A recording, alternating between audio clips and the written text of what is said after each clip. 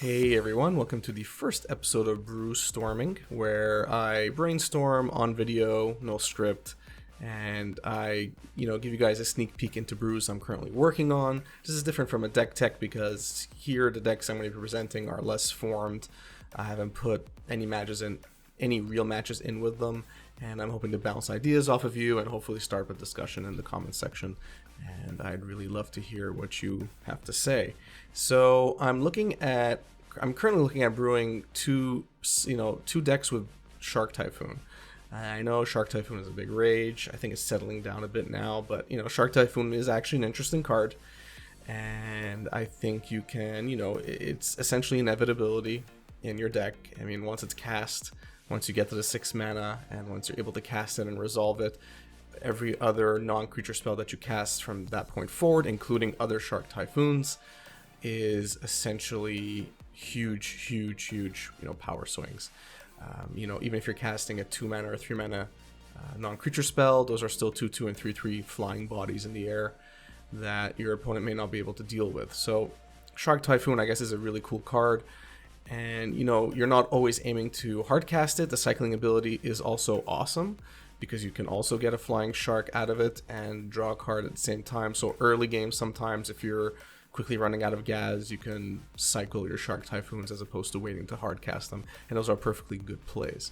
So I'm currently looking at the Simic and Izzet shells or archetypes to play Shark Typhoon in. I don't think I've seen any decks that are really going full-on Simic or full-on Izzet in Modern, at least not the type of decks that I want to be playing. So let's take a quick jump into Simic. These are the creatures I'm currently looking at playing in my list. For all of them for now. Noble Hierarch, really, I mean, I want to be able to ramp into my 2, 3, and 4 CMC spells as quickly as possible. And in Simic, I think we have the luxury of being able to do that. Since we're only playing 2 colors, I have more room to run Noble Hierarch. Noble Hierarch also enables a lot more turn 2 Storming Entity casts. I don't have to only rely on having Manamorphose in my hand. I can also just have a Noble Hierarch and 2 lands and a Serum Visions, and that's perfectly fine. So turn 1 Noble Hierarch, turn 2 Serum Vision Storming Entity. So I essentially double my chances of casting Storming Entity early on, and that's always a good thing. And your opponent never wants to see a 3/3 flying prowess creature turn 2 that also scries too. So being able to do that is pretty powerful. Tarmogoyf, I think, goes without saying. If you're playing Simic, you almost certainly, if you're playing green, I guess, you almost certainly want to play Tarmogoyf in a deck like this if you're playing either control or control aggro. I'm not sure yet where this really lies. I think this is more control than anything else. But yeah, I mean, I think Tarmogoyf has room here, and of course Euro, because it's not banned yet. So of course I'm going to play Euro in these colors. Again, inevitability. If your Shark Typhoon plan fails or kind of fizzles out, Euro is a perfectly fine finisher. And again, early on for 3 mana, so you could do that as early as turn 2, gain 3 life, draw a card, play an extra land. It's helping you ramp. It's again a really powerful play in this archetype. Moving on to the card draw spell. So Serum Visions, of course, why not? That's what I'm thinking of running. Manamorphose, again, mostly for almost exclusively for Storming Entity. I mean, I wouldn't be running it if it wasn't for Storming Entity. Again, increasing the odds of turn 2 Storming Entity plays, very powerful plays, and you can do that in this deck thanks to Noble Hierarch and Manamorphose. So again, very cool. Mishra's Bauble, it's a free spell. It helps you cycle through your deck, and it's not banned yet either, so why not? I mean, I guess in theory I could replace that with Opt or Sleight of Hand or something else, but I think for now Mishra's Bauble is fine, and don't forget Tarmogoyf. It'll help grow your Tarmogoyfs early game, late game, whatever. So I think these 3 make sense in terms of card draw. For the permission package, I feel like I'm going to be playing around with this the most. I almost feel like putting Spell Pierce in here just to have a 1 mana counter, but I don't know. I think I want to start off with Mana Leak, Archmage's Charm, and then Force of Negation. I'm thinking of running 4 Force of Negation. I'm very much a Force of Negation player. So you'll often see me running 3 or 4 in the decks that I'm playing. I may bring that down, but I think for now, I think 4 of makes sense. I'm going to see how often I am compelled to tap out especially during the early rounds in the match. And if I see that I'm not compelled to tap out that often, then I might cut down my Force of Negation count and then maybe up my Mana Leak count or something else that I feel that I'm currently lacking in the deck. But Force of Negation for now makes me, tap out early on and be less fearful of what my opponent might cast. That's usually my thinking of why I'm running Force of Negation aggressively. Now, the one thing I'm really not used to when I'm running in Simic is that I don't have access to red, I don't have access to black, and I don't have access to white. And historically, green and blue are really crappy at getting rid of creatures permanently. This is by design.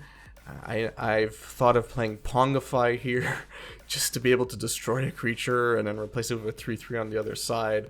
I may very well go to Pongify, and I know that's hilarious, but I feel that Pongify would almost be better than Vapor Snag here. Vapor Snag is a very tempo-ish card, and when I'm casting it, yeah, sure, it's good. Bounces the creature back to my opponent's hand. They lose a life, but if I don't have enough finishing power in the next turn, then it just might not be enough to come in my favor. So right now I'm thinking of running a couple of Vapor Snags.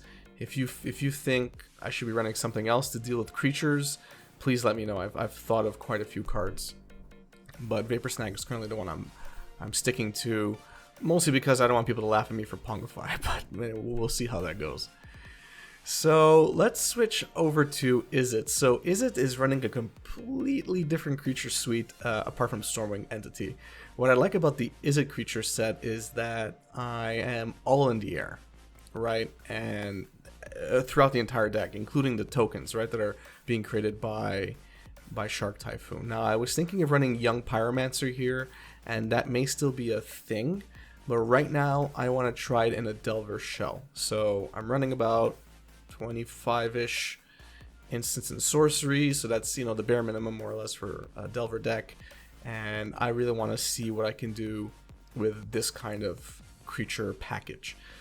I think I'm running 2 less creatures, I'm running about 4 less creatures than the Simic version, but I don't really consider Noble Hierarch a threat anyway. In this case, all these 3 creatures are threats. They're up in the air once Delver flips. Bright Dragon is always up in the air. Stormwing Entity, of course, up in the air. And I like that. It means that our opponents are a bit more stressed with our creatures because, again, they're flyers. So if our opponent has a lot of ground creatures, we don't really care. Well, we care a little bit, but not as much. And yeah, I really like that. It's rare that I'm playing a deck that is more or less all air.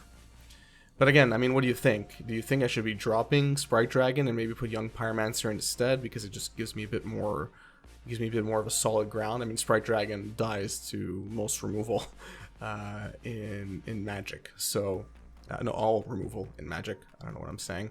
So yeah, it's a bit of a glass house here, but I'm gonna see how it goes. This is what I want to try out. Draw spells. Very similar to Simic, except that I've now replaced Mishra's Bauble with Sleight of Hand. That's only because I need more sorceries and instants for Delver.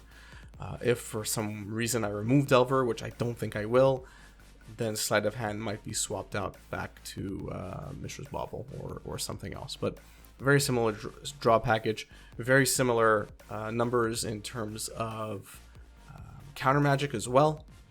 And again, the numbers here are going to be really similar. I do have a bit more space because I'm running 4 less creatures, so I now have Lightning Bolt in there. I'm running 1 extra land because I don't have the acceleration the Noble Hierarch provides in the Simic version. So yeah, that's my thinking with the permission package. And of course, what I do have in Izzet is Lightning Bolt. So I feel a bit more confident running Lightning Bolt, and there are some better sideboard options as well in terms of getting rid of creatures. Magmatic Sinkhole, I believe, is the card that I'm thinking about, and there's a few other, there's many other red removal spells that we can play. So Lightning Bolt is a bit more my realm in terms of removal, and of course I can go to the face and finish off your opponent as well. So that's really what I'm thinking. in terms of the Simic deck and in terms of the Izzet deck. I mean, look, taking a quick look at the creatures on both sides. Like I said, you're running 4 extra creatures on the Simic side, mostly because of Noble Hierarch.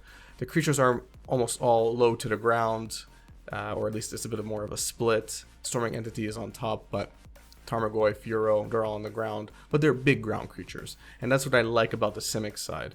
On the Simic side of things, the creatures may not be up in the air, but they're also beefier.